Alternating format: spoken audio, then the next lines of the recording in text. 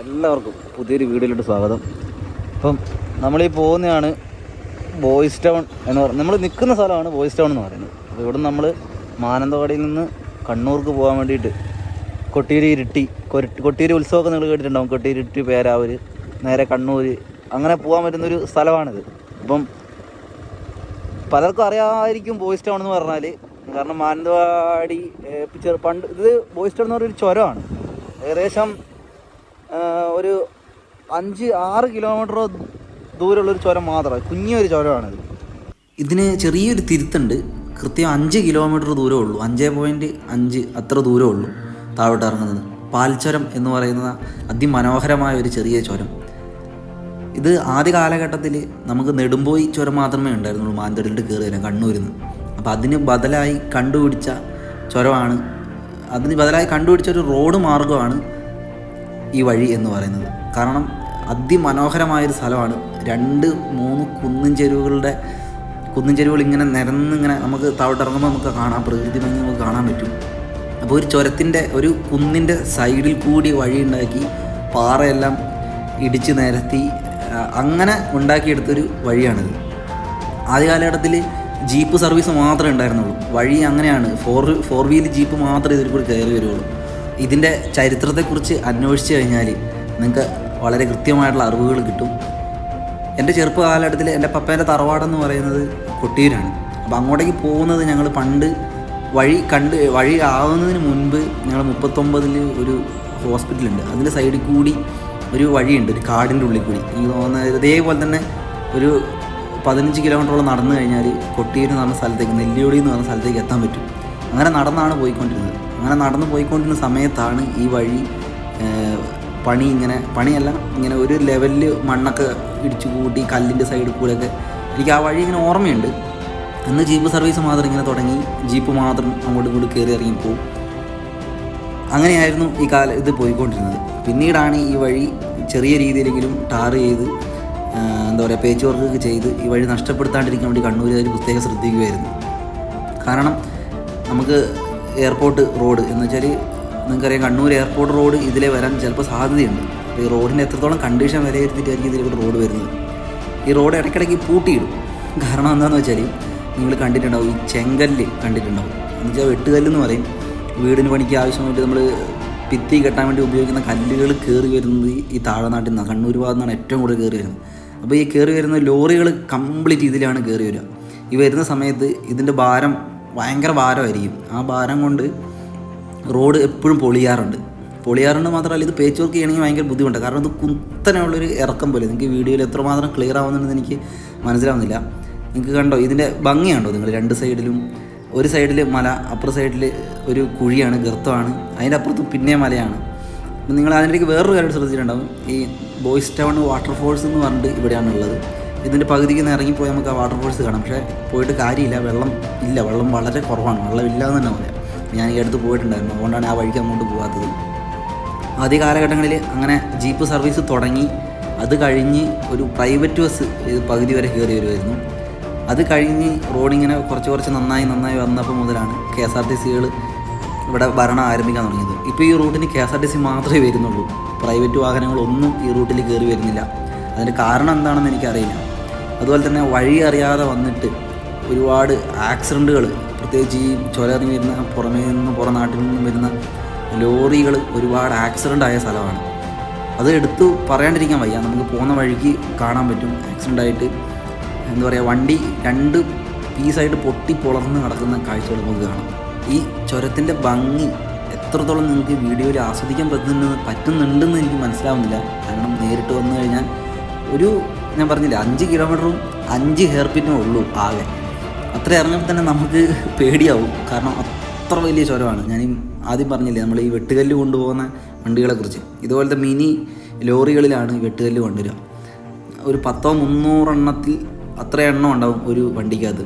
അപ്പോൾ അതിൻ്റെ വെയിറ്റ് എന്ന് പറഞ്ഞാൽ നിങ്ങൾക്ക് ഊഹിക്കാവുന്നേ ഉള്ളൂ. ഒരു കല്ലിന് ഏകദേശം 40 കിലോ വരെ തൂക്കം ഉണ്ടാവും ഒരു കല്ലിന്. അപ്പോൾ 300 കല്ല് വരുമ്പോൾ നിങ്ങൾക്ക് അതിൻ്റെ ഊഹം ഒന്ന് കണക്കൂട്ടി ചിന്തിക്കാം. അത്ര വെയിറ്റാണ് ഈ ലോറി തിരിച്ച് വയനാട്ടിലോട്ട് ലോഡും കൊണ്ട് കയറി വരുന്നത്. അപ്പോൾ ഈ റോഡിൻ്റെ സ്ഥിതി എത്രത്തോളം നല്ലതായിരിക്കുമെന്ന് നിങ്ങൾക്ക് തന്നെ ഊഹിക്കാൻ പറ്റും. ഇതുപോലെ വലിയ വാഹനങ്ങൾ ഓടിക്കുന്ന ആൾക്കാർക്ക് ഒരുപാട് കഥകൾ പറയാനുള്ളൊരു സ്ഥലവും കൂടിയാണ് ഈ പാൽച്ചുരം എന്ന് പറയുന്നത്. അതാണ് ഞാൻ ആദ്യമേ പറഞ്ഞ കാര്യം. ഒരുപാട് ആക്സിഡൻറ്റുകൾ, ഒരുപാട് മരണങ്ങളൊക്കെ നടന്നിട്ടുണ്ട് ഈ സ്ഥലത്ത്. പക്ഷേ ഇത്രയും ടെക്നോളജികൾ വളർന്നിട്ട് പോലും എന്തുകൊണ്ട് ഈ റോഡ് ഒരു മാറ്റവും ഇല്ലാതെ തുടരുന്നു എന്നുള്ളതും എനിക്കിതുവരെ മനസ്സിലായിട്ടില്ല. ഈ വീഡിയോയിൽ മുമ്പോട്ടേക്ക് പോകുമ്പോൾ ഞാൻ പറഞ്ഞൊരു കാഴ്ചയാണ് വണ്ടി മറിഞ്ഞു കിടക്കുന്നത്. ഏകദേശം എനിക്ക് തോന്നുന്നു 2-3 വർഷത്തിന് മുമ്പ് മറിഞ്ഞു കിടക്കുന്നൊരു വണ്ടിയാണ്. എന്ന് വെച്ചാൽ താഴെ കൊക്കയിലോട്ട് പോയി അതെടുത്ത് റോഡ് സൈഡിൽ ഇട്ടതാണ്. എൻജിൻ വേറെ, ബോഡി വേറെ, അങ്ങനെ 2 പീസായിട്ട് കിടക്കുക. കാരണം കൊക്കയിലോട്ട് പോയി ചേസ് 2ആയിട്ട് ഒടിഞ്ഞ് എൻജിൻ ബോഡിയായിട്ട് സെപ്പറേറ്റ് മാറി. എൻ്റെ ഒരു ഓർമ്മ ശരിയാണെങ്കിൽ അന്നത്തെ ആ ഡ്രൈവർ മരിച്ചു എന്നാണ് എൻ്റെ ഓർമ്മ. കൃത്യമായിട്ടുള്ള വിവരം ആ സമയത്ത് എനിക്കറിയില്ല.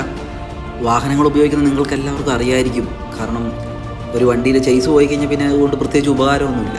എത്ര പുതിയ ചേസ് നമ്മൾ ഉണ്ടാക്കി കെട്ടിയാലും അതുകൊണ്ട് യാതൊരു പ്രയോജനമില്ല. കാരണം അതായിരിക്കും ആ വണ്ടി അങ്ങനെ കിടക്കുന്നത് ആർക്കും വേണ്ടാണ്. കാരണം ഇനി അത് ഉപയോഗിക്കാൻ പറ്റത്തുണ്ടാവില്ലായിരിക്കും. അപ്പോൾ വാഹനങ്ങളെക്കുറിച്ച് നന്നായിട്ട് അറിയുന്ന ആൾക്കാർക്ക് അതിൻ്റെ ഒരു ക്ലാരിഫിക്കേഷൻ നന്നായിട്ട് അറിയാം. കണ്ടോ, ഇതൊരു ഹെയർ പിന്നാണ്. ഏകദേശം 5 ഹെയർ പിന്നാണെന്ന് പറഞ്ഞു. അതിൽ ഒരു ഹെയർ പിന്നാണിത്. അടുപ്പിച്ചടുപ്പിച്ച് തന്നെയാണ് ഈ ഹെയർ പിന്നുകൾ പോകുന്നത്. അപ്പോൾ ഇതിൻ്റെ അവിടെ നിന്ന് വണ്ടി നിർത്താത്തതിൻ്റെ കാരണം നല്ല ചുട്ടുകൊള്ളുന്ന വെയിലാണ്. കണ്ണൂരിലോട്ട് നമ്മൾ ഇറങ്ങിക്കഴിഞ്ഞു, നല്ല വെയിലുണ്ട്. എന്താ പറയുക, കാഴ്ചകൾ നിങ്ങൾക്ക് കാണാം. ആ സൈഡിലോട്ടുള്ള വ്യൂ നിങ്ങൾക്ക് നന്നായിട്ട് കാണുന്നുണ്ടെന്നാണ് എനിക്ക് തോന്നുന്നത്. അപ്പം ഇതാണ് നമ്മൾ പാൽച്ചുരത്തെക്കുറിച്ചുള്ള വിശേഷങ്ങൾ. ഇതിൻ്റെ ഇടയിൽ പറയാൻ 2-3 കാര്യങ്ങൾ വിട്ടുപോയി. കുറച്ച് ചായക്കടകൾ നിങ്ങൾ കാണുന്നുണ്ടാവും. ഇതൊക്കെ ഈ ചുരം ഉള്ളപ്പം മുതൽ, ഞാൻ ഈ റോട്ടിൽ കൂടി ഇറങ്ങാൻ തുടങ്ങിയപ്പോൾ മുതൽ ഇവിടെ കാണുന്ന ഒരു കാഴ്ചയാണത്. ചായക്കട 1, 2, 3 ചായക്കട ഉണ്ടെന്നാണ് എനിക്ക് തോന്നുന്നത് വരുന്ന വഴിക്ക്. ഈ 3 ചായക്കട ഞാൻ എൻ്റെ ചെറുപ്പം മുതൽ പോകുമ്പോഴും ആ ചായക്കട ഞാൻ എപ്പോഴും അവിടെ കാണാറുണ്ട്. എല്ലാ ദിവസവും അത് തുറക്കുന്നുണ്ട്, പ്രവർത്തിക്കുന്നുണ്ട്. കാരണം ഇതുപോലെ ഒരുപാട് വണ്ടികൾ കയറി വരുന്ന സ്ഥലമായതുകൊണ്ട് എന്താ പറയുക, അത് വഴിയിൽ നിന്ന് ഒന്ന് നിർത്തി നമുക്കൊന്ന് ഇറങ്ങി ആ സ്ഥലമൊക്കെ ഒന്ന് കാണാൻ തോന്നും. അത്രയ്ക്ക് അതിമനോഹരമാണ് ഈ സ്ഥലം എന്ന് പറയുന്നത്. ഇപ്പം മഴക്കാലമായിട്ടുണ്ടെങ്കിൽ ഞാൻ പറഞ്ഞു, ഇപ്പോൾ നമ്മൾ പോകുന്ന റോഡും അതിൻ്റെ അപ്പുറത്ത് ഗർത്തവും അതിൻ്റെ അപ്പുറത്ത് പിന്നെ ഒരു കുന്നാണ്. ആ ഒരു സെൻറ്ററിൽ കൂടിയാണ് ഈ വാട്ടർഫോൾസ് ഒഴുകുന്നത്.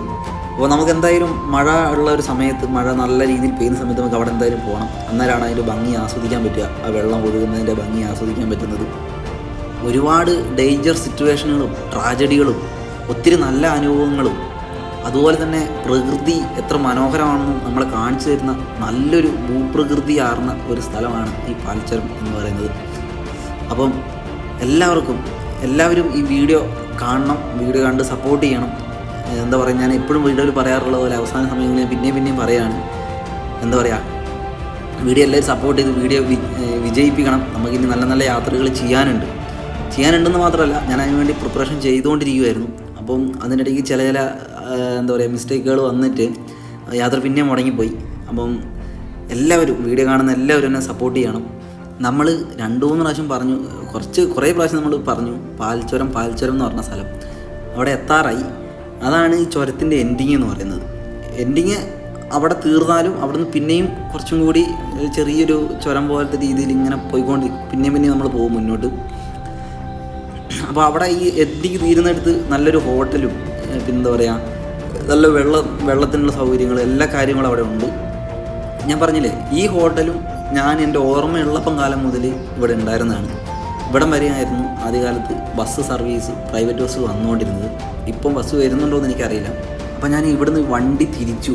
ഞാൻ വേറൊരു രസം കാണിച്ചു തരാം. വണ്ടി ഒന്ന് വഴി സൈഡിൽ നിർത്തിയിട്ട് ഇവിടുന്ന് ആ വ്യൂ ഒന്ന് ഞാൻ കാണിച്ചു തരാം. ഞാനിത് താഴെ ഭാഗത്ത് എത്തിയിട്ടുള്ള എടുത്ത വ്യൂ ആണ്. അപ്പോൾ ഇത് കാണിക്കാതെ പോകുന്നത് മോശമാണ്. ഞാനൊന്ന് കാണിച്ചു തരാം. അപ്പോൾ ഈ മുകളിൽ നിന്ന് നോക്കിക്കഴിഞ്ഞാൽ എത്രത്തോളം അതിന് ഭംഗിയുണ്ടാവുമെന്ന് നിങ്ങളെല്ലാവരും ഒന്ന് കാണണം.